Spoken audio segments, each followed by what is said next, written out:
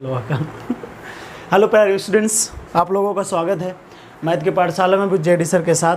आज हम स्टार्ट करने वाले हैं क्लास 12th का पहला चैप्टर रिलेशन एंड फंक्शन। और बेसिकली इसमें हम जो स्टार्ट करने वाले हैं इसमें types of relation and function करेंगे पूरे के पूरे पार्ट पे। तो टोटली हम इसको 4 पार्ट में डिवाइड कर रहे हैं। तो पहले पार्ट 1 में हम पढ़ने वाले हैं आपके पास कि कैसे टाइप्स ऑफ रिलेशन होते हैं। तो सबसे पहले स्टूडेंट्स हम स्टार्ट होंगे सबसे बेसिक पार्ट से। और सबसे बेसिक पार्ट कहाँ से स्टार्ट होता है? Cartesian, product, order pair, relation, then हम पहुँचेंगे टाइप्स ऑफ रिलेशन पे। तो सबसे बेसिक पार्ट जो है वहाँ से स्टार्ट करेंगे। मुझे लगता है कि सारी की सारी चीज़ें आपको 11th की लगभग क्लियर हैं। अगर 11th का चैप्टर 1 आपको क्लियर होगा तो यहाँ से बहुत आसानी के साथ ये समझ में आएगा। तो कोशिश करिएगा कि सारी चीज़ें आपकी क्लियर हों, ताकि जो टॉपिक आगे जैसे जैसे इंक्रीज हो तो वैसे वैसे आपको सारी चीज़ें क्लियर समझ में आ जाएँ। तो स्टार्ट करते हैं स्टूडेंट्स। देखिएगा ज़रा, जहाँ पे डाउट हो तो बताइएगा, समझिएगा। तो जो भी पार्ट हम करने वाले हैं उसका पार्ट है आपका सबसे पहले ऑर्डर पेयर। तो आते हैं सबसे पहले ऑर्डर पेयर, समझते हैं कि ये होता क्या है और इसके विषय में जानकारी लेते हैं। तो ऑर्डर पेयर होता है स्टूडेंट्स ये है कि कलेक्शन ऑफ अ या arrangement of a function, arrangement of a function or numbers, arrangement of a function or numbers in a fixed order, in a small bracket,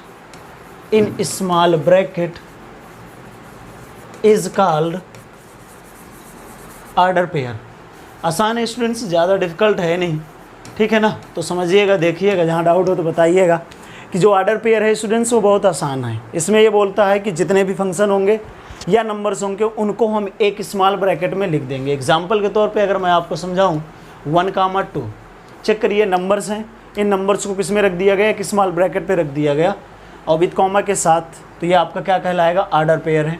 अगर मैं आपके पास रख दूँ वेरिएबल्स, चेक करिएगा x, y, ये जो आपके पास हैं ये सब के सब क्या हैं? ऑर्डर पेयर हैं। तो ये एग्जांपल थे स्टूडेंट्स ऑर्डर पेयर का। और अगर मैं बात करूं कि 2 ऑर्डर पेयर के इक्वल होने की, तो जब भी 2 ऑर्डर पेयर इक्वल होंगे स्टूडेंट्स तो वो तभी इक्वल होते हैं जब उसके करस्पॉन्डिंग एलिमेंट्स इक्वल हों। सपोज करिए मैंने लिख दिया, ये एग्जाम्पल फर्स्ट था। अगर सेकेंड इसी में मैं बात करूँ इक्वलिटी ऑफ ऑर्डर पेयर, अगर मैं बात करता हूँ लाइका 3, 4 या 3, x इज इक्वल टू, और यहाँ पर मैं लिख देता हूँ y1, 4। तो ज़रा चेक करिएगा कि ये तभी पॉसिबल हो सकता है स्टूडेंट्स जब y1 की वैल्यू 3 हो जाए और x1 की वैल्यू स्टूडेंट्स 4 हो जाए, अदरवाइज ये कभी इक्वल नहीं होते हैं। आगे बस समझ में, तो 2 ऑर्डर पेयर तभी इक्वल होते हैं जब उसके करस्पॉन्डिंग एलिमेंट्स इक्वल होते हैं। तो सबसे बेसिक पार्ट होता है जब हम रिलेशन पढ़ते हैं। तो थोड़ा सा जो बैक है आपका 11th उसका बेसिक टर्म मैं बता रहा हूँ, तो ध्यान दे दीजिएगा। तो ये आपके पास है ऑर्डर पेयर और इक्वलिटी ऑफ ऑर्डर पेयर। अगर मैं थोड़ा सा इंक्रीज़ करूँ कॉन्सेप्ट को, तो आपके पास अगला आता है सेट। हम समझ रहे थे कि collection of a well defined object in करली ब्रैकेट विद कॉमा के साथ, तो आपके पास सेट होता था। अब अगर मैं उन्हीं सेट के ऊपर एक डिफाइन करने जा रहा हूँ और वो है आपके पास कार्टेशियन प्रोडक्ट। ध्यान दीजिएगा, कार्टेशियन प्रोडक्ट ये आपके पास रिलेशन और फंक्शन का सेकेंड पार्ट होता है जिसमें हम कार्टेशियन प्रोडक्ट पढ़ने जा रहे हैं।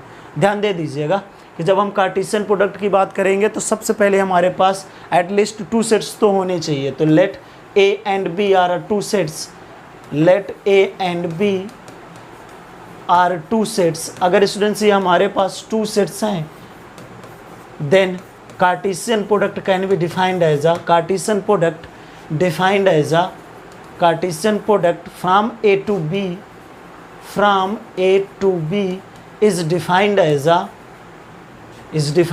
a collection of all possible order pair, collection of all possible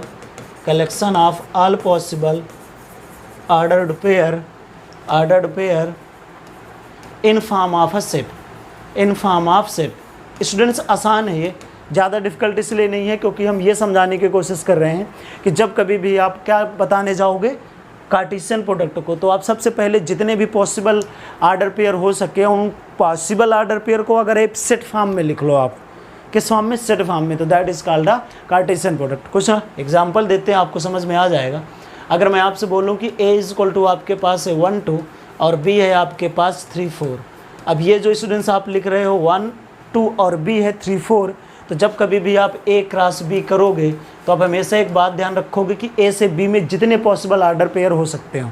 check करिए, 1 का 3 के साथ लेंगे तो 1 कामा 3 आ जाएगा, 1 का 4 हो जाएगा, 2 के साथ लेंगे तो 2 कामा 3 और 2 कामा 4, जितने भी पॉसिबल आर्डर पेयर हो सकते थे ए से बी वो आपने लिख दिए हैं। तो ये आपके पास एज अ कार्टेशियन प्रोडक्ट है from set A to set B. अगर मैं आपसे बोलूं कि अगर आपको यही जो सेट ए टू बी आपने लिखा था यही फ्रॉम सेट बी टू ए हो जाए तो आप क्या निकालोगे, बी क्रॉस ए निकालोगे। तो ज़रा चेक करिएगा बी से ए में कितने पॉसिबल आर्डर पेयर स्टूडेंट्स बन सकते हैं। वो सबसे पहले आप 3 को 1 के साथ लिखेंगे तो 3 comma 1, then 3 comma 2, then 4 comma 1 and then 4 comma 2। अब ध्यान से देखो इस बात को कि जब भी आप ए क्रॉस बी में देखोगे तो पॉसिबल आर्डर पेयर हैं, बी क्रॉस ए में देखोगे तो पॉसिबल आर्डर पेयर हैं। इसमें जो बी आर्डर पेयर आ रहे हैं, इसमें जो आर्डर पेयर आ रहे हैं, अगर दोनों में आप डिफरेंसेस देखो तो थोड़ा सा है कि यहाँ का जो 1 कामा 3 है, यहाँ का 3 कामा 1, इन दोनों में जो एलिमेंट्स हैं उनका अरेंजमेंट चेंज है। यहाँ का x है प्लेस का 1, यहाँ का x का 3 है।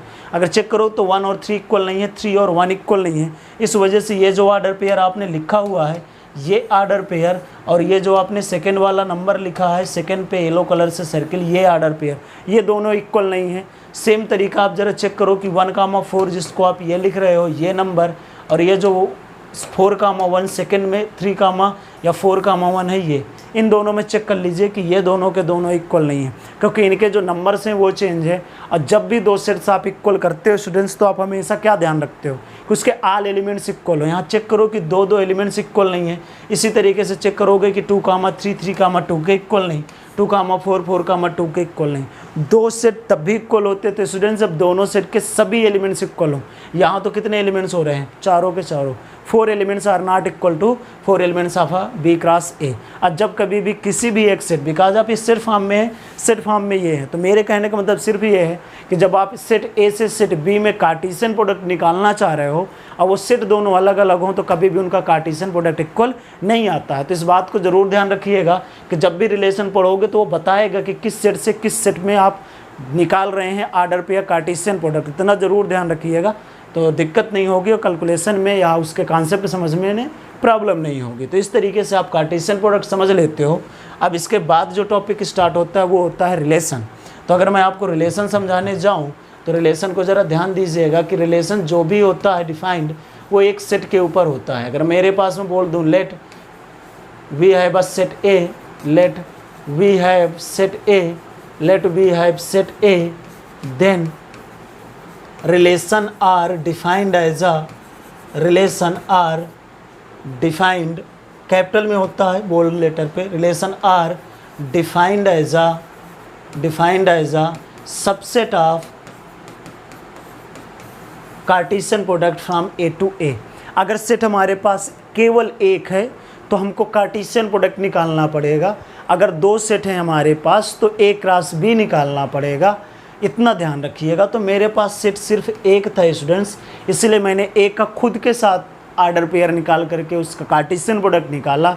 और अगर उसमें मुझे रिलेशन बताना हो सेट ए पे तो ऐसे डिफाइंड होगा कि मैं उस सेट ए का कार्टेशियन प्रोडक्ट में उस रिलेशन आर का सबसेट दिखा दूं। तो जो भी रिलेशन होता है वो ऑलवेज कार्टेशियन प्रोडक्ट का उस सेट पे सबसेट होता है।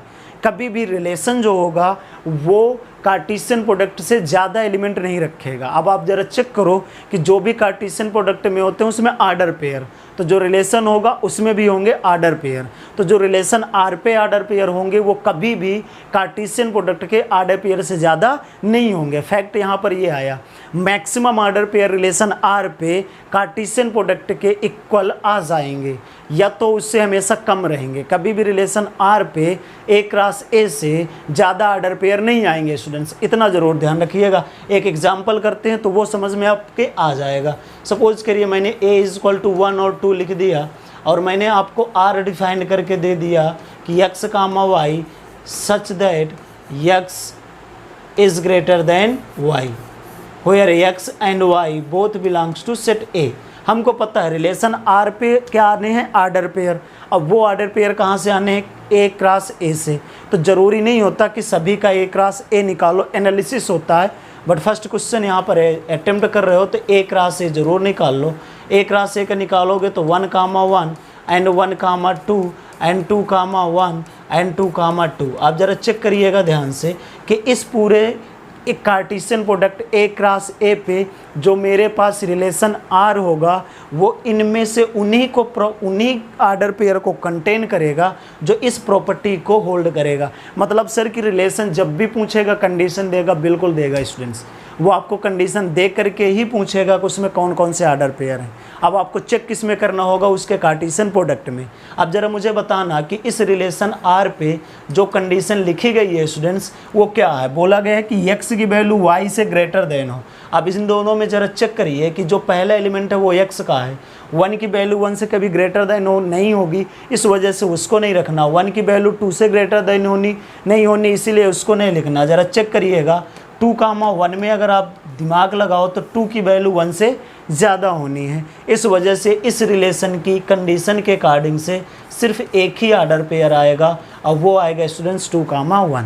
तो जब कभी भी आपको किसी भी सेट पे रिलेशन डिफाइन करने को देगा स्टूडेंट्स, तो आप हमेशा एक बात का ध्यान रखिएगा, और ध्यान ये रखिएगा कि आप उस कंडीशन के हिसाब से उस सेट का कार्टेशियन प्रोडक्ट निकाल लो और फिर उस कार्टेशियन प्रोडक्ट में जो भी आर्डर पेयर हो उनमें से उसी आर्डर पेयर को सिलेक्ट करो जो इस कंडीशन को होल्ड करे। अदरवाइज़ बाकी आर्डर पेयर आपको रखने की ज़रूरत नहीं है। तो आप चेक कर लीजिए इसमें कितने आर्डर पेयर आ गए, 1। कार्टेशियन प्रोडक्ट में कितने थे, 4। इस रिलेशन आर पे मैक्सिमम कितने आ सकते थे, आर्डर 4 ये आ सकते थे, जितने 4 आर्डर पेयर लिखे हैं। इससे ज़्यादा नहीं आप लिख सकते हो, क्योंकि रिलेशन जो है वो हमेशा किसका सबसेट होने वाला, ए क्रॉस ए का। अब सबसेट क्या होता है हम समझ चुके हैं, क्लास 11th में जान चुके हैं। नहीं जान चुके हैं तो प्रीवियस वीडियो क्लास 11th का आप सबसेट वाला पोर्शन चेक कर लीजिएगा, वहाँ पर पूरे के पूरे टाइप्स आप सबसेट और सबसेट पता हैं, आप इतना ध्यान रखिएगा। तो ये तरीके से आपने रिलेशन डिफाइन कर दिया। अब ज़रा चेक करते हैं इसके आगे जो आपको पढ़ना है, और वो पढ़ना ये है कि अगर आपको एक टर्म है और वो ये है कि आपको जानना बहुत ज़रूरी है, और वो है आपके पास डोमेन और वो है आपके पास रेंज। और ये जो डोमेन और रेंज हम जानेंगे, यह हम जानेंगे ऑफ अ रिलेशन। किसकी जानेंगे, रिलेशन आर की डोमेन एंड रेंज। थोड़ा सा जान लेते हैं, समझ लेते हैं। तो सपोज करिएगा कि आपके पास एक सेट दे दिया है 1 2 3, और इस 1 2 3 में आपको रिलेशन आर की जो वैल्यू समझाया है वो ये समझा दिया स्टूडेंट्स की collection of all order pair such that x is equal to या greater than equal to y. Check करिएगा, and x and y belongs to set A. क्या बोल दिया उसने कि आपको वो एलिमेंट्स लेने हैं जिनमें एक्स की वैल्यू या तो वाई के इक्वल हो या तो उसकी वैल्यू ग्रेटर देन हो। आपको पता है कि रिलेशन पे मुझे आर्डर पेयर वहीं से लाने होंगे जहाँ से इसका कार्टेशियन प्रोडक्ट होगा। तो या तो ए क्रॉस ए का कार्टेशियन प्रोडक्ट आप स्टूडेंट से निकालो। तो ज़रा ए क्रॉस ए का कार्टेशियन प्रोडक्ट बताइएगा, क्या मिलेगा, 1,1 एंड 1,2 एंड 1,3 एंड देन 2 से आप निकालो तो 2,1 2,2 2,3 एंड देन 3 से आप वैल्यू निकालो 3,1 3,2 3,3। मैंने बोला था ज़रूरी नहीं है कि आप हर एक सेट का कार्टेशियन प्रोडक्ट निकालो, बट स्टार्टिंग है आपके क्वेश्चंस को अटेम्प्ट करने के, तो कुछ क्वेश्चंस के आपको आर्डर पेयर निकालने पड़ेंगे। अभी जितने भी ये आपके पास आर्डर पेयर आए हैं इसका सेट ए के, इन्हीं में से आपको इस कंडीशन के हिसाब से वैल्यू सेलेक्ट करनी है। तो ज़रा चेक करते हैं कि कौन कौन से इसमें नंबर आएंगे। ज़रा चेक करिएगा कि बोला था कि x और y इक्वल होंगे, तो 2 एलिमेंट इक्वल होंगे, दोनों 1,1 आ गए, देन 2,2 आ गए एंड देन 3,3 आ गए। ये आ गए जो इक्वल थे। अब उनको सिलेक्ट करना है जिनकी वैल्यू सेकेंड वाले से ज़्यादा हो। तो ज़रा चेक करिएगा इसमें कि 2,1 स्ट्रिक्टली ग्रेटर देन है, और चेक करिएगा यहाँ पर 3,1 ग्रेटर देन है, और चेक करिएगा 3,2 ग्रेटर देन है। अब बाकी जो इक्वल वाले पोर्शन थे वो आप लिख चुके हो। इसको क्यों नहीं लिए सर, इसमें x की वैल्यू 2 से ज़्यादा नहीं है, कम है। यहाँ क्यों नहीं लिए, क्योंकि एक वैल्यू कम है। 2,3 क्यों नहीं लिए, क्योंकि कम है। 3,3 ले ही चुके हो आप लोग। अब अगर इसमें आपको बोलता है कभी भी डोमेन, तो डोमेन की डिफिनीशन स्टूडेंट्स इतनी कहलाती है कि collection of a first component after forming a relation R. जब भी रिलेशन आप फॉर्म कर लो तो उसके बाद जो फर्स्ट कंपोनेंट है उनके सभी का कलेक्शन, तो अगर मैं डोमेन आपका यहाँ से निकालूँ तो जो भी आपके पास फर्स्ट कंपोनेंट का कलेक्शन होगा सेट फॉर्म में, that is called the domain of relation R. कौन कौन सा है, 1 आ गया, 2 आ गया, 3 आ गया, रिपीटिंग एलिमेंट लिखते नहीं हैं सेट पे तो 1 2 3 आ गया, तो ये डोमेन हो गया। अगर कभी भी पूछा जाए कि रेंज क्या होता है तो collection of a second component after forming a relation R. तो जो रेंज आने वाला है रिलेशन आर का उसकी ज़रा वैल्यू चेक करिएगा कि रिलेशन आर जो हो जाएगा वो सेकेंड एलिमेंट के लिए है। और सेकेंड एलिमेंट कौन कौन से हैं स्टूडेंट्स, ये आपके पास है 1 और ये आपके पास है 2, ये है आपके पास 3। और चेक करिएगा क्या मिल जाएगा 1 2 और ये 3, तो ये आपके पास रेंज आर मिल जाएगा। तो इस तरीके से आपसे क्वेश्चन कई बार पूछता भी है, इसमें क्लास 12th में नहीं पूछता है, बट जब आप बेसिक पढ़ रहे होते हो तब आपको क्लास 11th से कहीं ना कहीं लिंक करना पड़ता है। तो ये पोर्शन 11th का है। अब इसको अगर समझ लेते हैं तो जब क्वेश्चन नए फॉर्म करोगे आप 12th में तो आप क्लियर समझ पाते हो कि हाँ ये जो फर्स्ट है डोमेन है कि रेंज है। आगे बात समझ में स्टूडेंट्स, तो इतना ज़रूर ध्यान रखिएगा। हाँ, बात आती है कोडोमेन की, तो जो सेकंड एलिमेंट होता है हमेशा, जैसे ये वाला है एक राशि, इसमें जितने भी एलिमेंट्स होंगे वो कोडोमेन ऑफ रिलेशन आर कहलाएगा। तो जो स्टूडेंट्स क्लास 11th में नहीं पढ़े थे डोमेन, रेंज और कोडोमेन, वो समझ गए। कोडोमेन के लिए कोई ज़रूरी नहीं है कि रिलेशन आर फॉर्म करो, लेकिन डोमेन और रेंज के लिए आपको हमेशा क्या फॉर्म करना पड़ेगा, relation R. Relation R form करने के बाद जो फर्स्ट एलिमेंट का कलेक्शन है सेट के फॉर्म में, that are called the domain, and जो सेकेंड एलिमेंट्स का कलेक्शन है that is called the range of R. इतना कर लेने के बाद अब जो प्रॉपरली हम पहुंच रहे हैं वो क्लास 12th में पहुंच रहे हैं स्टूडेंट्स। तो ये पूरा का पूरा बेसिक था आपका। अब स्टार्ट होते हैं एक नए तरीके से। आप समझोगे जो मेरा पूरा प्रोसेस है स्टूडेंट्स वो ये है कि मैं आपको कॉन्सेप्ट बताऊंगा इस चैप्टर का पार्ट वाइज, उसको कुछ क्वेश्चंस करा दूंगा बेसिक, और उसके बाद उसके अगले पार्ट होंगे, फिर उसके बेसिक क्वेश्चन, फिर उसके अगले पार्ट, फिर ओवरऑल आपसे अगर कॉन्सेप्ट पढ़ने के बाद जो लेवल 2 लेवल 3 के क्वेश्चंस हैं अगर वो अटेम्प्ट नहीं होते हैं तो फिर उसके बाद उन क्वेश्चंस के आपके पास वीडियो आ जाएगी। तो इस प्रोसेस के तहत मैं आपके लिए तैयारी करवाने की कोशिश कर रहा हूँ।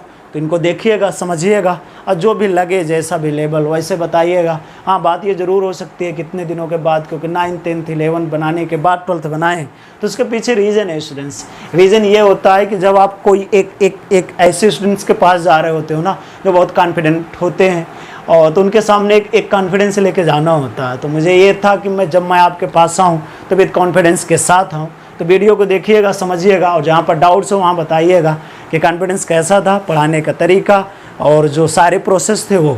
आगे बात समझ में ये बहुत मैटर करेगा, तो ज़रा ध्यान दीजिएगा। अब स्टार्ट होते हैं रिलेशन बिना टाइम लॉस किए हुए। फिलहाल तो आपके पास आता है टाइप्स ऑफ रिलेशन।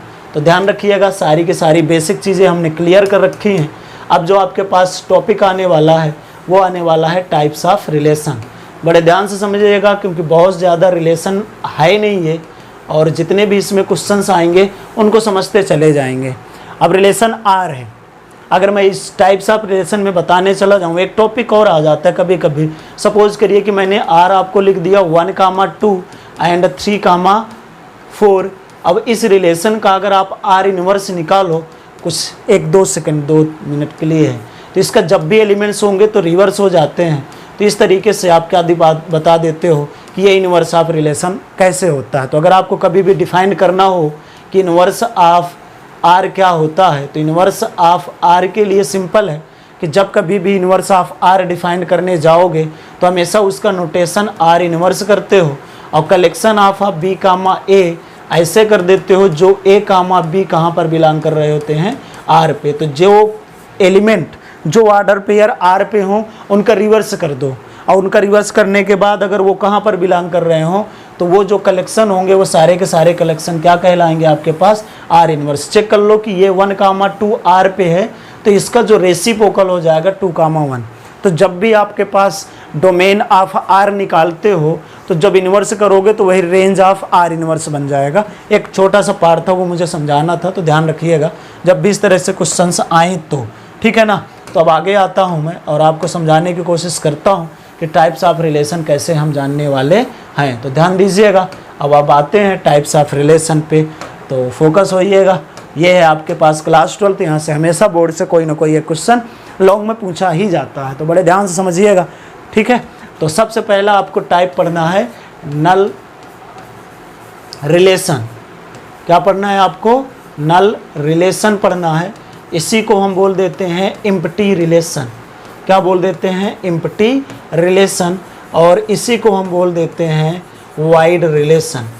ये इसके नाम होते हैं, तो ध्यान रखिएगा। जो प्रॉपरली इसके नाम बुलाए जाते हैं वो दो ही, एक होता है एम्प्टी रिलेशन और एक होता है वाइड रिलेशन। आगे बात समझ में, कहानी स्टार्ट कहाँ से होती है वो ज़रा फोकस करिएगा। वो ये बताने की कोशिश करते हैं कि एनी रिलेशन आर, जब कभी भी मैं रिलेशन डिफाइन करने जाऊंगा तो सेट तो आएगा, और सेट ए आ जाने के बाद अगर कोई दूसरा सेट नहीं है स्टूडेंट्स, तो मैं उसी सेट पे ही कार्टेशियन प्रोडक्ट निकालूंगा। तो अगर मैं डिफाइन करने जाऊं तो a relation R on a set A is called empty relation. ध्यान दीजिएगा, एम्प्टी रिलेशन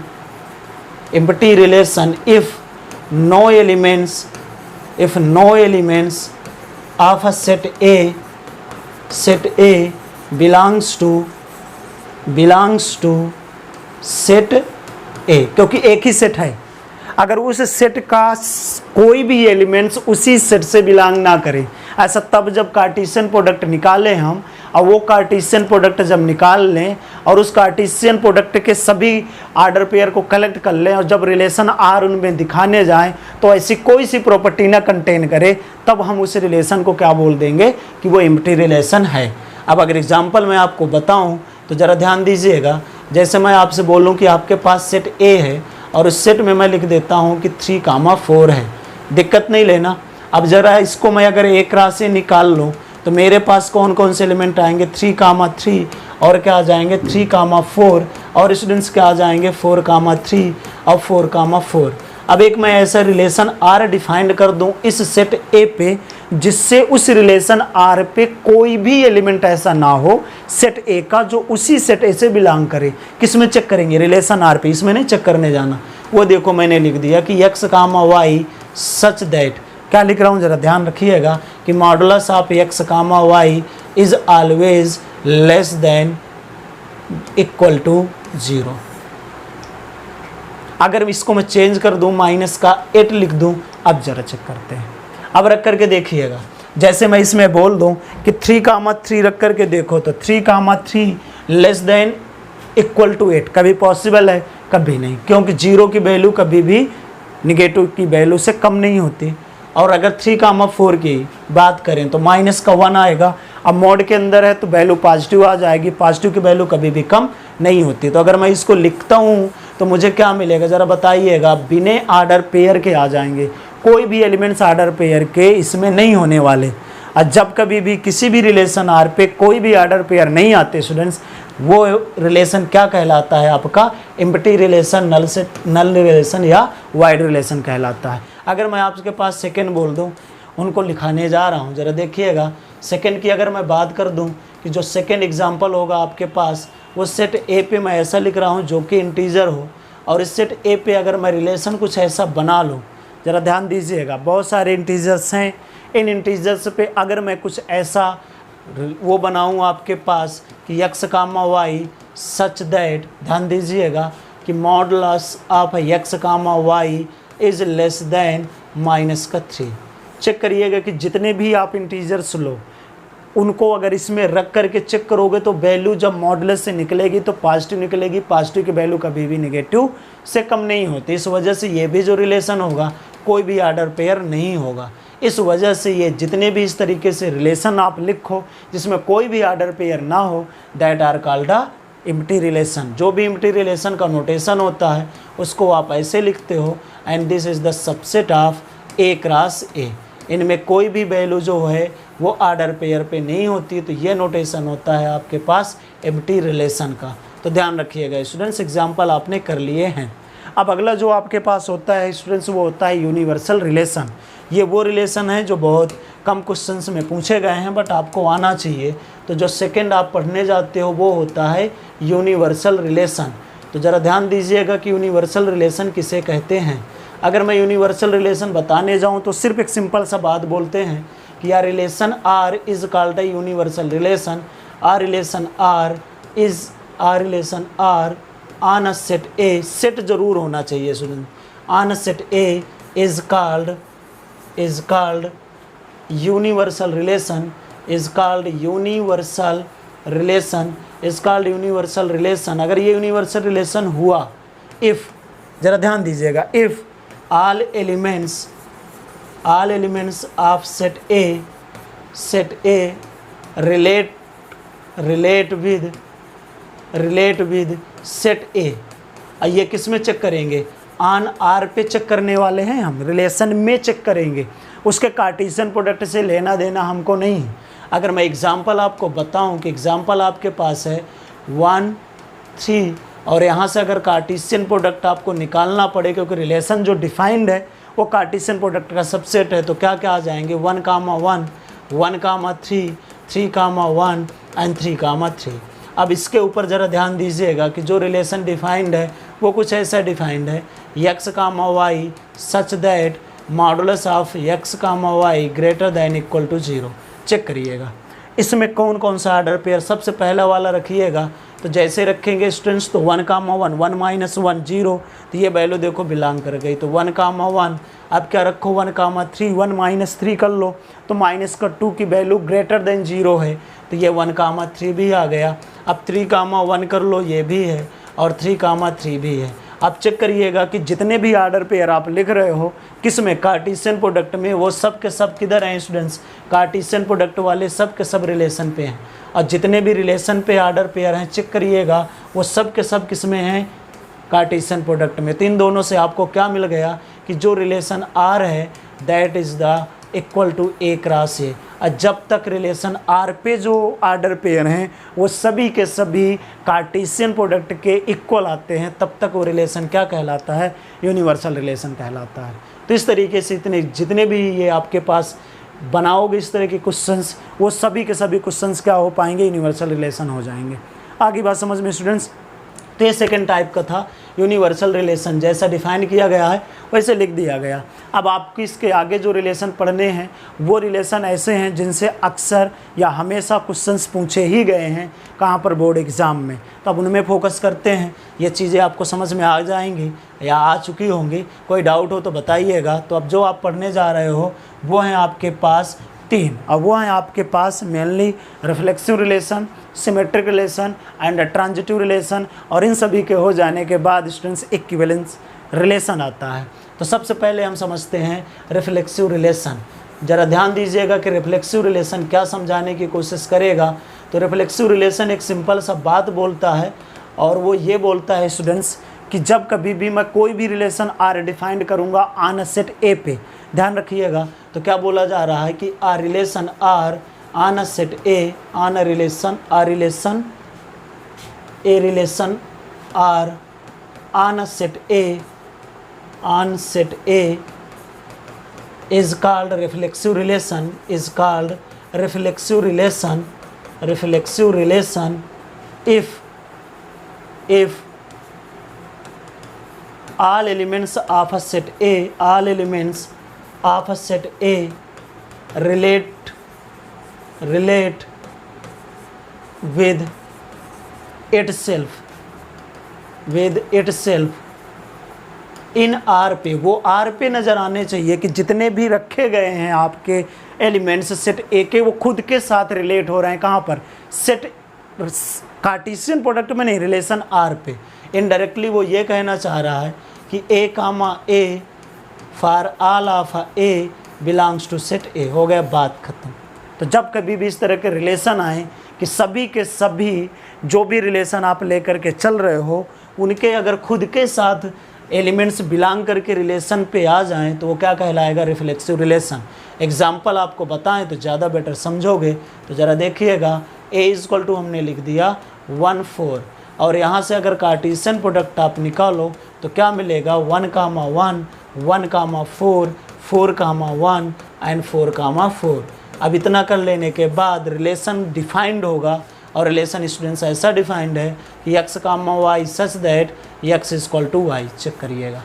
अब इसमें वो एलिमेंट्स आएंगे यहाँ से जो खुद से रिलेट कर रहे हो। तो ज़रा देखिएगा कि वो कौन कौन से एलिमेंट्स होंगे स्टूडेंट्स। 1, 1 चेक करिएगा कि 1 = 1 है, इस वजह से इस पे आ जाएगा। फिर चेक करिएगा कि 4, 4 है तो ये भी आ जाएगा। तो अगर मैं ये बनाया हूँ R1 को, तो ये पहला हो जाएगा जो रिफ्लेक्सिव है, क्योंकि इसमें थोड़ा सा कंट्राडिक्शन होता है। एक होता है आइडेंटिटी रिलेशन और एक होता है रिफ्लेक्सिव रिलेशन। हमको ऐसा लगता है कि वो दोनों सिमिलर हैं, बट स्टूडेंट्स दोनों सिमिलर नहीं हैं। ज़रा चेक करिएगा। अब जो आप बनाने जा रहे हो फॉर्म, वो है आपके पास R2। तो ध्यान रखिएगा इसमें क्या बोला जा रहा है कि x, y such that x - y > 0। Check करिएगा इसमें कौन कौन से आएंगे आर्डर पेयर। तो जितने भी हैं वो सब के सब आ जाएंगे। 1, 1 भी है, 1, 4 भी है। और अगर मैं ये चीज़ मान लेते हैं कि इसको कुछ देर के लिए हो गया, ठीक है, यहाँ पर आप वैल्यू लिख दो तो क्या आ जाएगा 4, 1 एंड 4, 4। अब चेक करिएगा ध्यान से इन दोनों रिलेशन को। इन दोनों रिलेशन में एक चीज़ कॉमन है, वो ये है कि इन दोनों में 1, 1 है और 4, 4 है, दोनों हैं। और जो कि सेट में हैं, सेट में जो भी एलिमेंट्स हैं उनके जो खुद के साथ रिलेट हैं वो इसमें भी हैं, देखो खुद के साथ रिलेट करके, इसमें भी हैं खुद के साथ रिलेट करके। बस फ़र्क ये है कि इसमें और आर्डर पेयर नहीं है, बट इसमें 2 आर्डर पेयर हैं, एक 1, 4 एक 4, 1 है, 2 एक्स्ट्रा आ गए। जब कुछ भी एक्स्ट्रा आ जाए उसको लेकर के कभी भी रिफ्लेक्सिव के ऊपर कोई इफेक्ट नहीं होता।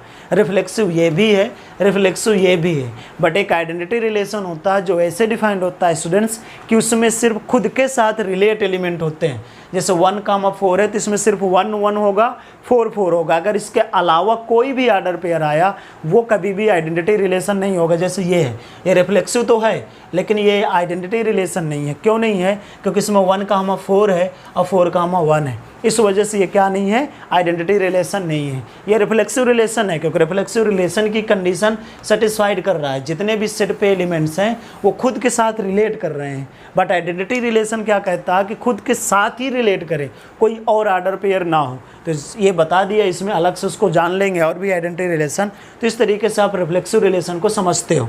अब इसके आगे अगर आ जाए, ध्यान रखिएगा जितने भी एलिमेंट सेट पे होंगे उनके खुद के साथ रिलेट एलिमेंट होने चाहिए रिलेशन आर पे। कुछ एक्स्ट्रा भी आ रहे हैं उनको खुद कोई फ़र्क नहीं पड़ता। रिफ्लेक्सिव को चेक कर लो, 1, 4 से रिलेट कर गया, 4, 1 से रिलेट करेगा, कोई फ़र्क नहीं है इसमें। क्यों? क्योंकि इसमें जितने भी सेट पे एलिमेंट्स थे वो खुद से साथ रिलेट हैं, इस वजह से। ठीक है ना स्टूडेंट्स। अब बात कर लेते हैं सेकेंड, और सेकेंड एलिमेंट्स है आपके पास सिमेट्रिक। तो जो सिमेट्रिक रिलेशन है उसको बड़ा ध्यान से समझिएगा कि सिमेट्रिक रिलेशन किसको कहते हैं, ठीक है ना। तो सिमेट्रिक रिलेशन और एक एंटी सिमेट्रिक साथ में आ जाएंगे, ये बता देंगे, इनको अलग से डिफिनेशन भी आपकी हो जाएगी, बट एग्जाम्पल देखते जाना है। सिमेट्रिक रिलेशन क्या कहता है कि R relation R on a set A is called symmetric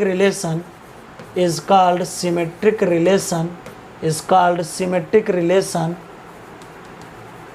if and only if लगा हुआ है।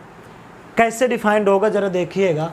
वो ये कहता है कि अगर कोई भी रिलेशन सिमेट्रिक रिलेशन हो जाएगा, अगर एक सिंपल सा थॉट वो ये ले करके आए कि जो भी आर्डर पेयर आपके पास रिलेशन पे हैं अगर उनके रेसिप्रोकल भी हो जाएं, if and only if A, B belongs in R and this implies B, A also belongs in R हो गया। अगर A, B है R पे और उसका B, A भी आ जाए R पे, तब वो क्या कहलाएगा, सिमेट्रिक रिलेशन कहलाएगा। अगर यहीं पर आपको समझना हो एग्जाम्पल तो ज़रा देखिएगा, आपको समझाते हैं कि आपको सेट तो लिखना ही पड़ेगा। सेट है 1, 3। इसका जब भी आप आर्डर पेयर आप रिलेट करोगे तो क्या बनेगा, 1, 1 आ जाएगा, 1, 3 आ जाएगा और 3, 1 आ जाएगा, 3, 3 आ जाएगा स्टूडेंट्स। ये अब ये मैं यहाँ पर रिलेशन आर समझाया गया। रिलेशन आर क्या समझाया गया जरा ध्यान दीजिएगा कि x, y such that modulus of x - y is greater than 0, strictly greater than 0। अगर मैं इसको आपको लिखूं तो कौन कौन से आएंगे ज़रा चेक करिए। 1, 3, 3, 1 रख करके देखो सेटिस्फाइड करेंगे, इस वजह से 1, 3 आ गए, 3, 1 आ गए। अब ज़रा चेक करिएगा इसमें जो A, B आ रहे हैं स्टूडेंट्स वो ज़रूर ध्यान रखिएगा कि सेट से आ रहे हो। अब 1,3 आप चेक करो कि ध्यान से कि ये रिलेशन R पे है, तो 1,3 का जो रेसिप्रोकल होगा वो भी R पे है। अगर 1,3 है और उसका अगर रेसिप्रोकल भी इसी पे है, तब ये क्या बन जाएगा, रिफ्लेक्सिव रिलेशन बन जाएगा स्टूडेंट्स। तो आप हमेशा ध्यान रखिएगा कि इसकी जो डिफिनीशन है वो यही कहती है कि अगर 2 ऑर्डर पेयर हैं, उन 2 ऑर्डर पेयर में से अगर पहला ऑर्डर पेयर है और उसका अगर रेसिप्रोकल भी उसी पे है, तभी वो सिमेट्रिक कहलाएगा, अदरवाइज वो कभी भी सिमेट्रिक नहीं कहलाएगा। रही बात रिफ्लेक्सिव की, तो चेक कर लो, इसमें 1,1 रही हैं, R 3,3 नहीं है। इस वजह से ये जो रिलेशन आप लिखे हो ये क्या नहीं है, सिमेट्रिक, वो रिफ्लेक्सिव नहीं है। बट सिमेट्रिक क्यों है, क्योंकि इसमें 1,3 है और 3,1 है। क्यों है, क्योंकि ये इस कंडीशन को सेटिस्फाइड कर रहे हैं। कहाँ से, कार्टेशियन प्रोडक्ट से कर रहे हैं। तो इस तरीके से आप क्या समझते हो, सिमेट्रिक रिलेशन समझते हो। अगर थोड़ा सा अगर और आगे आप पढ़ना चाहो एंटी सिमेट्रिक, तो एंटी सिमेट्रिक ये कहता है कि अगर A, B है, B, A है, तो इसमें क्या हो जाना चाहिए कि A = B हो जाना चाहिए। जैसे चेक कर लो, 1,3 है, 3,1 है, लेकिन 1 = 3 नहीं हो सकता। इसी वजह से ये एंटी सिमेट्रिक नहीं है। अगर ये भी हो जाए तो क्या कहलाएगा आपके पास, एंटी सिमेट्रिक। फिलहाल अब ये लास्ट में समझ लेंगे, उसको बस बताते जा रहे हैं, क्योंकि सिमेट्रिक एंटी सिमेट्रिक एक साथ आ जा रहे हैं ना। क्या बोलता है वो कि अगर A, B है R पे और R के साथ B, A भी है रिलेशन R पे, तो ये अगर हो जाए कि A, B भी हो जाए, तब वो रिलेशन R क्या कहलाएगा, एंटी सिमेट्रिक। यहाँ पर चेक कर लो, 1,3 है, 3,1 है, लेकिन 1 = 3 नहीं, इस वजह से एंटी सिमेट्रिक नहीं है। सिमेट्रिक तो हो चुका ना, क्योंकि A, B है, B, A है, बस हो गया, ये सिमेट्रिक हो जाएगा। तो इस तरीके से आप चेक करते हो सिमेट्रिक। अब लास्ट पार्ट पे आते हैं इसके, जो कि लास्ट पार्ट आपके पास आता है transitive relation. Transitive relation students ये कहता है कि जब कभी भी ये रिलेशन आएगा तो हमेशा कुछ प्रोसेस ले करके आएगा। वो फिर से ये बोलता है कि क्या पढ़ने वाले हैं, ट्रांजिटिव रिलेशन। और जो आपके पास ये वाला पार्ट होगा ट्रांजिटिव रिलेशन का, इसमें इस बात पे फोकस रहिएगा कि ट्रांजिटिव रिलेशन होता क्या है। तो ट्रांजिटिव रिलेशन ये कहता है कि R relation R on a set A, R relation R on a set A defined as a, देखिएगा कैसा कहता है, इफ़ A, B अगर R पे है और B, C R पे है, तभी ये आपको करना होगा कि A, C भी R पे चेक करें। यहाँ बड़ा कन्फ्यूज़न होता है, ध्यान रख लीजिएगा। अगर A, B है R पे, B, C है R पे, तभी चेक करने जाओगे आप कि A, C R पे हो। अगर पता चले कि A, B तो R पे है, अब B, C का कोई वहाँ पर है ही नहीं ऑर्डर पेयर, तो आपको A, C चेक करने की ज़रूरत नहीं है, तब भी वो क्या कहलाएगा, ट्रांजिटिव। तो एग्जाम्पल करते हैं तो ज़्यादा बेटर समझोगे। जैसे हमने लिख दिया कि आपके पास एक रिलेशन ऐसे करके डायरेक्ट डिफाइंड है, 1,3, 3,5 और इसमें गिवन है 1,5। चेक कर लीजिएगा, अगर ऐसा गिवन है तो हमेशा ये रिलेशन क्या कहलाएगा, ट्रांजिटिव। क्यों, क्योंकि चेक कर लीजिएगा कि ये जो आपके पास गिवन है वो 1,3 है और 3 से कहाँ पहुँच गया, 5 पे, तो जो 1,5 होगा वो रिलेशन पे होना चाहिए, ट्रांजिटिव है। अगर मैं सेकंड लिख लूँ कि अगर R के आपके पास सिर्फ 1,3 गिवन है, तो क्या आप इसको बोलेंगे, बिल्कुल बोलेंगे। क्यों, क्योंकि आप चेक करो कि इसमें A, B तो है, लेकिन B, C कहीं नहीं है, तो ज़रूरी नहीं है कि आप A, C चेक करो। अगर आपके पास रिलेशन कुछ ये भी हो गया, ये भी हो गया, अगर आपके पास अगर कोई रिलेशन ऐसे करके आए, ज़रा ध्यान दीजिएगा, ये सब तब फॉर्म हो रहे हैं जब आपके पास कंडीशन गिवन थी। मैं डायरेक्ट लिख दिया हूँ, अगर आपके पास R कुछ ऐसे करके गिवन है स्टूडेंट्स कि 1,2 है और 2,3 है और इसके आगे 1,3 नहीं गिवन है, तो ये कभी भी ट्रांजिटिव नहीं होगा। तो ट्रांजिटिव की कंडीशन क्या है कि A, B हो, B, C हो, तभी A, C चेक करेंगे। अगर A, B है, B, C नहीं है, तो A, C चेक करने की ज़रूरत नहीं है। तो इस बात का ज़रूर ध्यान रखिएगा। तो इस तरीके से ट्रांजिटिव रिलेशन आप चेक करते हैं। अगर मैं आपसे बात बोलूँ एक सिंपल सी कि इन तीनों के हो जाने के बाद क्या आता है, तो वो आपके पास आता है स्टूडेंट्स इक्विवेलेंस रिलेशन। क्या आता है, इक्विवेलेंस रिलेशन आता है। तो जब कभी भी आपके पास इक्विवेलेंस रिलेशन चेक करना होगा, तो जब भी वो आपके पास relation if any relation R on a set A is reflexive, वो क्या हो जाए, रिफ्लेक्सिव हो जाए, सिमेट्रिक हो जाए, सिमेट्रिक एंड ट्रांजिटिव। अगर ये तीनों के तीनों रिलेशन हो जाएं उस सेट ए पे स्टूडेंट्स, तो आप हमेशा ये बात बोलोगे that R is a equivalence relation. तो वो आर क्या कहलाएगा, इक्विवेलेंस रिलेशन कहलाएगा। अगर ये तीनों में से कोई भी एक होल्ड नहीं किया तो कभी भी वो इक्विवेलेंस रिलेशन नहीं कहलाएगा। तो इस बात का जरूर ध्यान रखिएगा कि तीनों के हो जाने के बाद ही आपका क्या आएगा, इक्विवेलेंस रिलेशन आएगा। वो सिमेट्रिक भी हो, रिफ्लेक्सिव भी हो और ट्रांजिटिव भी हो, तभी वो क्या कहलाएगा, इक्विवेलेंस रिलेशन कहलाएगा, अदरवाइज नहीं। फिर मैंने आपके दो नाम लिए थे यहाँ पर, और वो दो नाम थे रिलेशन के आइडेंटिटी रिलेशन और थे आपके पास एंटीसिमेट्रिक रिलेशन। तो उनको आपको बता देता हूँ, आइडेंटिटी रिलेशन और सिमेट्रिक रिलेशन। मैं सेट ले लेता हूँ ए और इसमें 1, 2 है। कंडीशन कुछ नहीं, मैं डायरेक्ट आइडेंटिटी रिलेशन पहले बता देता हूँ, समझा देता हूँ। तो क्या बोला गया कि R relation R on a set A is called identity relation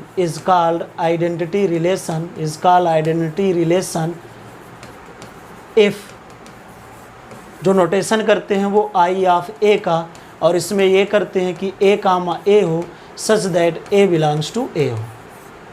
जब कभी भी कोई भी सेट ए दे दे और खुद के साथ एलिमेंट हो और केवल वही रखे जाएं इस रिलेशन आर पे, तो क्या कहलाएगा, आइडेंटिटी रिलेशन। जैसे ये लिख दिया, अब मैं इसमें एक रिलेशन डिफाइन कर लेता हूँ।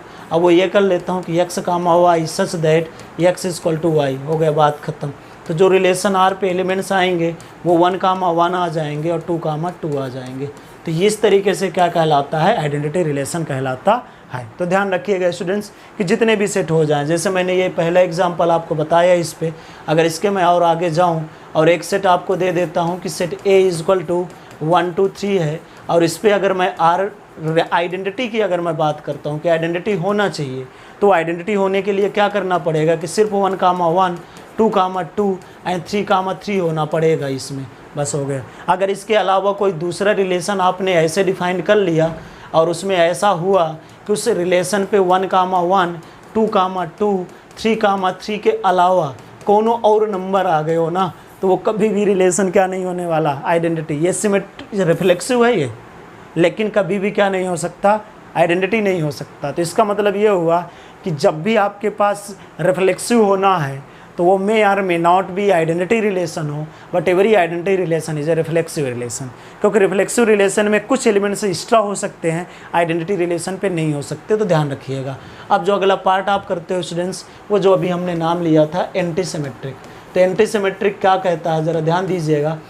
एंटीसिमेट्रिक कहता है कि R relation R on a set A defined as कैसे डिफाइन करता है कि if A comma B belongs in R and B comma A belongs in R, then it is the compulsory that A equal to B। अगर ऐसा हो जाए उस relation R पे, तो वो रिलेशन R क्या कहलाएगा, एंटीसिमेट्रिक। जैसे मैंने एग्जांपल अभी लिखा था कि सेट A था आपके पास 1, 2। अगर मैं इसमें सारे के सारे आर्डर पेयर इंक्लूड कर लूँ तो 1, 1 हो जाए, 1, 2 हो जाए, 2, 1 हो जाए और 2, 2 हो जाए। इसको अगर मुझे चेक करना हो तो ज़रा चेक करिएगा कि इसमें जब मैं लिखने जाऊँगा 1, 2 और 2, 1, इसमें 1, 2 तो है, 2, 1 है इसके प्रॉपर्टी से, लेकिन 1 डज नॉट इक्वल टू 2 है। इस वजह से ये जो रिलेशन है ये आपके पास एंटीसिमेट्रिक नहीं है। तो ये R1 हो गया। अगर मैं R2 लिखता और उस R2 पे मैं ऐसे एलिमेंट्स लिख देता, जैसे मेरे पास 1, 1 है और 2, 2 है। अब ज़रा चेक करिएगा ध्यान से, अगर मैं इस रिलेशन पे ये चेक करने जाऊं कि ये जो एलिमेंट है ये खुद का A कामा B है और B कामा A है और साथ में 1, 1 A इक्वल टू B भी है। इस वजह से ये A कामा B की तरह और B कामा A की तरह डील होगा। इसी वजह से ध्यान रखिएगा कि ये जो आपके पास रिलेशन दे रखा है सेकेंड वाला, ये आपके पास क्या बन जाएगा, एंटी सिमेट्रिक। क्यों? क्योंकि 1 इक्वल टू 1 है और 2 इक्वल टू 2 है। अब ये ऑब्वियस सी है कि 1 कामा 1 बिलोंग्स इन आर है, तो इसका रेसिप्रोकल भी इसी पे आ जाएगा, और 2 कामा 2 अगर इसमें है तो इसका रेसिप्रोकल भी आ जाएगा, और इन दोनों की होने की वजह से 2 इक्वल टू 2 है और 1 इक्वल टू 1 है। इस वजह से रिलेशन क्या कहलाएगा? एंटी सिमेट्रिक रिलेशन कहलाएगा। इसके अलावा अगर और भी एग्जाम्पल आप देखना चाहो तो ज़रा चेक करते हैं कि वो एग्जाम्पल कौन कौन से एंटी सिमेट्रिक के। जैसे मैंने बोल दिया आपके पास कि relation R is equal to defined है a comma B such that a is less than equal to b. आप चेक करिएगा कि अगर मैं इसमें नंबर लिखने जाऊंगा तो मुझे कौन कौन से नंबर मिलेंगे। ए कामा बी लिख लिया मैंने, बी कामा ए लिख लिया। अगर इस प्रोसेस से अगर मैं बढ़ता हूँ रिलेशन R1 पे तो मुझे क्या मिल रहा है कि A is less than B का तो कंडीशन होल्ड है, बी कामा ए में B less than equal to A hold है, और साथ में A is equal to B भी है। इस वजह से ये लेस दैन का जो साइन होता है विद इक्वल के साथ, that is called the anti symmetric also. Anti symmetric हो जाएगा। ये आपके पास एग्जाम्पल एक और आ गया। अगर मैं एग्जाम्पल आपके और भी समझाऊँ एंटी सिमेट्रिक के, तो ये सबसेट आप बनाते हो ना, सबसेट। तो अगर आपको रिलेशन में कुछ ऐसे समझा दूँ कि ए कामा बी पे मुझे वो रिलेशन चाहिए जो ए जो है अगर कैपिटल बना दे सेट के फॉर्म पे, तो ज़रा देखिएगा कि जब भी आप सेट के फॉर्म पे जाओगे तो क्या करने वाले हो वो। तो अगर मैं relation R is equal to आपको समझाने जा रहा हूँ तो रिलेशन आर कुछ ऐसे करके बताएगा वो आपको कि capital A comma B such that A is a subset of a B. चेक कर लीजिएगा, खुद के साथ सबसेट बना रहा है। तो अगर मैं इसमें चेक करने जाता कि जब ए कामा बी था तो इसका मतलब ये हो गया कि A is a subset of a B, और अगर मुझे बी कामा ए चेक करना था तो B is a subset of a A, और दोनों से एक रिजल्ट निकलेगा A is equal to B. तो ये जो आपके पास सिंबल के साथ आता है रिलेशन वो भी एंटी सिमेट्रिक रिलेशन हो जाएगा स्टूडेंट्स। तो इस तरीके से सारे के सारे जितने हमको पढ़ने थे बेसिकली स्टार्टिंग से टाइप्स ऑफ रिलेशन में वो फिनिश होते हैं स्टूडेंट्स। अब इनके ऊपर बेस कुछ क्वेश्चंस कर लेते हैं। ये क्वेश्चंस बेसिक होंगे और इन बेसिक क्वेश्चंस को हमको ऐसे करना है कि हाउ वी कैन चेक कि given relation R a reflexive symmetric and a transitive. अब इनको चेक करते हैं और फिर जो सेकंड पार्ट आपके पास वीडियो इस चैप्टर का आने वाला होगा उसमें हम लेवल 2 और लेवल 3 के क्वेश्चंस का डिस्कशन करेंगे कि how we can write this questions in a board exam. तो सबसे पहले बेसिक क्वेश्चन, क्योंकि इनसे आपको ऑब्जेक्टिव क्वेश्चन भी मिलता है अलग अलग बोर्ड पे। तो क्वेश्चन नंबर फर्स्ट ज़रा चेक करते हैं और जानते हैं कि कैसे करेंगे क्वेश्चंस को। तो ध्यान दीजिएगा, क्वेश्चन नंबर फर्स्ट आप चेक करिएगा कि 3 रिलेशन गिवन है, R1 R2 R3 गिवन है। इन R1 R2 R3 में आप सबसे पहला वाला चेक करिएगा, सेट आपको क्या गिवन है, ये गिवन है ABC। अगर मैं इसका A क्रॉस A निकालूं स्टूडेंट्स तो मुझे A क्रॉस A में कितने एलिमेंट्स मिलेंगे, A comma A, A comma B, A comma C, B comma A और B कामा B और B कामा C। और अगर C से मैं निकालूं तो C comma A, C comma B and C comma C। तो इस तरीके से आपने सारे के सारी जितने भी कार्टेशियन प्रोडक्ट के ऑर्डर पेयर थे निकाल लिए। पहले वाले को चेक करिए आप कि जो भी रिलेशन गिवन है उसमें क्या क्या कंडीशन होल्ड है। तो सबसे पहले आप चेक करिए कि A कामा A है, क्योंकि आपको रिफ्लेक्सिव चेक करना सिमेट्रिक एंड ट्रांजिटिव, और B कामा B भी है students and C comma C है। इसका मतलब ये सिंपल है कि आपको ये रिलेशन क्या कहला रहा है, रिफ्लेक्सिव रिलेशन कह रहा है। कोई दिक्कत नहीं, चेकिंग हो गई। अब अगर मैं सिमेट्रिक की बात करूँगा तो सिमेट्रिक के रिलेशन में चेक करूँगा कि A कामा B है स्टूडेंट्स।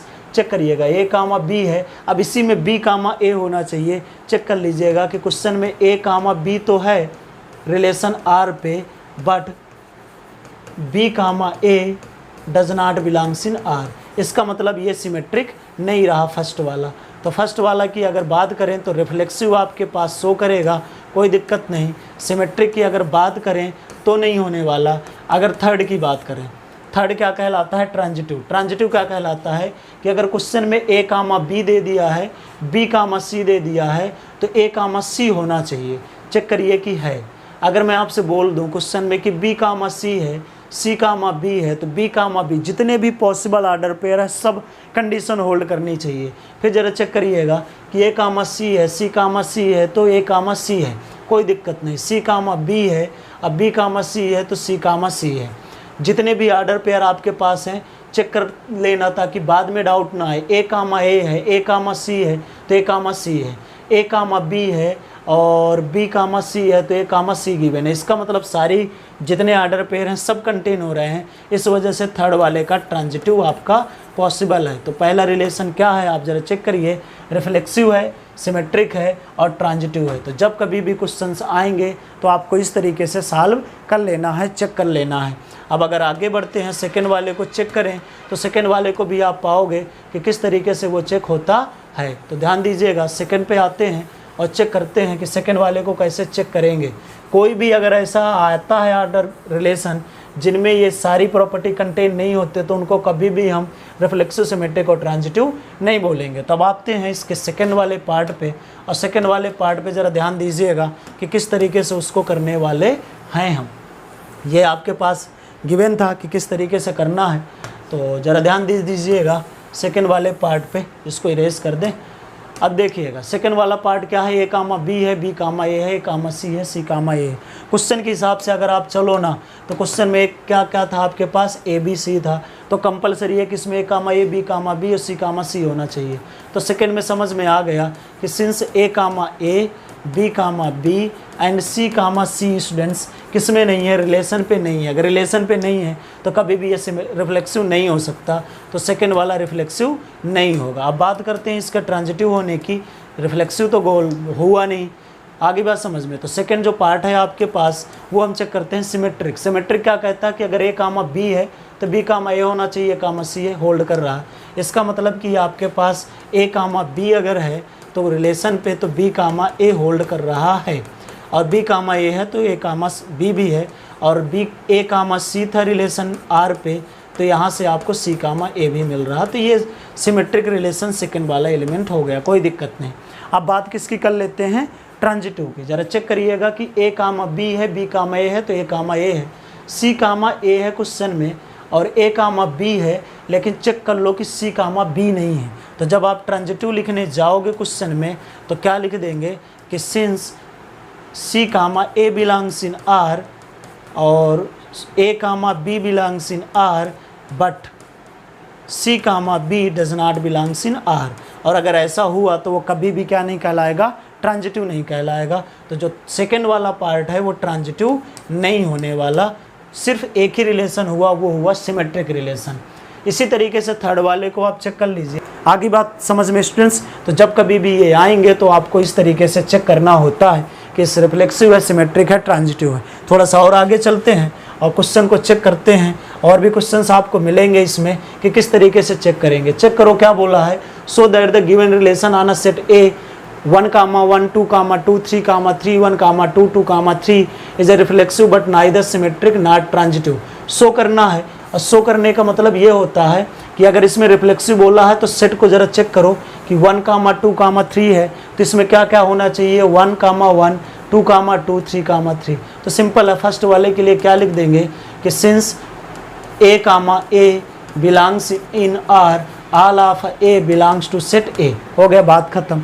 और आगे अगर थ्योरेटिकली लिखना चाहो 1,1, 2,2, 3,3 belongs in R, therefore we can say that given relation is a reflexive. Second आपको बोला है इसी पे कि आप चेक क्या करिए, सिमेट्रिक, वो जो कि है नहीं तो बताना तो पड़ेगा। तो सिमेट्रिक में ज़रा चेक करिए कि 1,2 है बट 2,1 नहीं है। अगर 2,1 does not belongs in are, इसका मतलब सिमेट्रिक नहीं होने वाला। अगर ट्रांजिटिव की आप बात करेंगे स्टूडेंट्स तो चेक कर लो कि 1,2 है और 2,3 है रिलेशन पे, but 1,3 does not belongs in R, और जब भी ऐसा होगा तो ये कभी भी ट्रांजिटिव नहीं कहलाएगा। ओके, केवल लिखना बस था और कुछ करना था नहीं।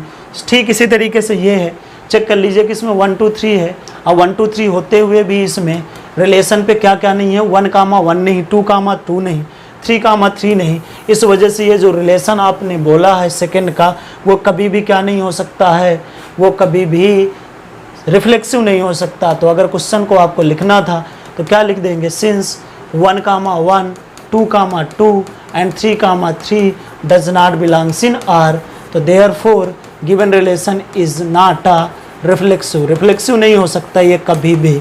अब अगर बात करते हैं इसके सिमेट्रिक होने की, तो सिमेट्रिक होने के लिए ज़रा चेक करिएगा कि क्वेश्चन में 1,2 रिलेशन पे दे दिया है और आल्सो 2,1 भी रिलेशन पे दे दिया है, इस वजह से ये सिमेट्रिक है। ट्रांजिटिव क्यों नहीं है? क्योंकि ट्रांजिटिव के लिए क्या क्या होना चाहिए? क्वेश्चन में आपको गिवन है कि 1,2 belongs in R and 2,1 belongs in R, but 1,1 does not belongs in R। 1,1 नहीं है। अगर 1,1 नहीं है तो ये कभी भी ट्रांजिटिव नहीं होगा, इस बात का भी ध्यान रखिएगा। तो इस तरीके से आप शो कर पाओगे कि ये आपके पास सिमेट्रिक तो है लेकिन रिफ्लेक्सिव और ट्रांजिटिव रिलेशन नहीं है। तो इस तरीके से स्टूडेंट्स ये पार्ट 1 मैं यहीं पर फिनिश करता हूँ। अब इस तरह के जितने भी आपके पास क्वेश्चन हैं, to check that, to show that, जो बेसिक 1 के आपके बोले तो टाइप 1 के क्वेश्चंस होंगे। अब इसके बाद जो आपके पास पार्ट आएगा उस पार्ट में केवल और केवल क्वेश्चंस को लिखने का तरीका होगा कि कैसे लिखेंगे लेवल 2 और लेवल 3 के क्वेश्चंस को, डिफरेंट टाइप के। तो इस क्वेश्चंस को देखिएगा और इससे तरीके जान करके जो भी नए क्वेश्चंस हो उनको अटेम्प्ट करिएगा, ऑब्जेक्टिव टाइप के क्वेश्चंस को। बस यहीं पर इस पार्ट को मैं फिनिश करूंगा। जाते जाते 1-2 चीज़ें ये मैं आपको बताता जाऊं कि इस टाइम पे, जिस टाइम पे आप हो, कई लोगों को जिनको बोर्ड देना है वो इस टाइम पे ड्यूरिंग पे जो लॉकडाउन हुआ है उसको लेकर के कि होंगे कि नहीं होंगे एग्ज़ाम, थोड़ा बहुत टेंशनाइज हो, ठीक है। बट आप लोगों ने अगर पढ़ाई किया तो टेंशन लेने की ज़रूरत नहीं है, पहली बात। और जिन स्टूडेंट्स ने पढ़ा नहीं है उनको और घबराने की इसलिए ज़रूरत नहीं है क्योंकि अभी टाइम है। अभी आप स्टार्ट कर दो पढ़ना सिलेबस के अकॉर्डिंग से और पढ़ाई करो, टेंशन ना लो और डिप्रेस ना हो। क्योंकि मुझे ऐसा पता चल रहा कुछ स्टूडेंट्स का जो इस चीज़ को लेकर के डिप्रेस हैं, जो अब एग्ज़ाम आएगा कह करके कि हमारी तैयारी नहीं है। और फिर दूसरी बात ये कि आप लोग करियर को लेकर के बहुत टेंशन में हो। आप हमेशा एक चीज़ ध्यान रखा करो कि जो आपको खुद अच्छा लगे उसकी तरफ जाओ। और दूसरी बात ये कि इस बात का भी ध्यान रखा करो कि जो भी चीज़ें आप करने जा रहे हो वो कहीं ना कहीं चीज़ आपकी फैमिली से भी रिलेट करती है। तो इस बात का भी ध्यान रखो कि उस चीज़ को सिलेक्ट करो आगे के करियर पे जो आपके लिए, फैमिली के लिए एक सपोर्ट के तौर पे हो। और इस चीज़ को लेकर के डिप्रेस नहीं हुआ जाता, मोटिवेट हुआ जाता है। क्योंकि उस मोटिवेशन की वजह से ही आपके मम्मी पापा कहीं ना कहीं सिक्योर फील करते हैं। तो इस बात को ध्यान रखो, आप उस जोन में हो जिसमें आपको डिप्रेस नहीं, मोटिवेट होना है। तो इस बात का भी ध्यान रखो मेरे प्यारे स्टूडेंट्स। आपको बहुत आगे तक जाना है तो इस चीज़ों से बचो और पढ़ाई करो। अभी टाइम है, परेशान होने की ज़रूरत है नहीं। और जहाँ पर डाउट हो रहा है, जिनसे लिंक हटा हुआ है स्टूडेंट्स, वो अभी भी आप टाइम है, आप पढ़ाई करो। जो भी डाउट्स आ रहे हैं वो बताओ, जो भी टॉपिक वीक हैं वो बताओ, उनका डिस्कशन कर लो, दोस्तों से कर लो, सर लोगों से कर लो। अब पढ़ाई करो इन सब चीज़ों को लेकर के कि पेपर होंगे कि नहीं होंगे, परेशान होना, पढ़ाई नहीं होना, आगे के करियर को लेकर के चलना। किसी दूसरे स्टूडेंट्स या दोस्तों के सजेशन पे आप करियर का सिलेक्शन मत करो। जो आपको सही लग रहा है, आपकी फैमिली के सपोर्ट के लिए बेटर हो, उस चीज़ को सिलेक्ट करो और आगे मोटिवेट हो करके पढ़ाई करो, हार्ड वर्क करो। ठीक है, यहीं पर फिनिश करता हूँ पार्ट 1 को। पूरा देखिएगा, समझिएगा और फिर बताइएगा कि कैसे लगा है। नेक्स्ट वीडियो पे लेवल 2 और लेवल 3 के क्वेश्चंस करेंगे, जल्दी आएगा, परेशान होने की ज़रूरत नहीं है। तो इसको ज़रूर फिनिश कर लीजिएगा। ठीक है, घर पे रहो, स्वस्थ रहो, पढ़ाई करते रहो। फिर मिलेंगे नेक्स्ट वीडियो में, तब तक के लिए थैंक यू, शुक्रिया।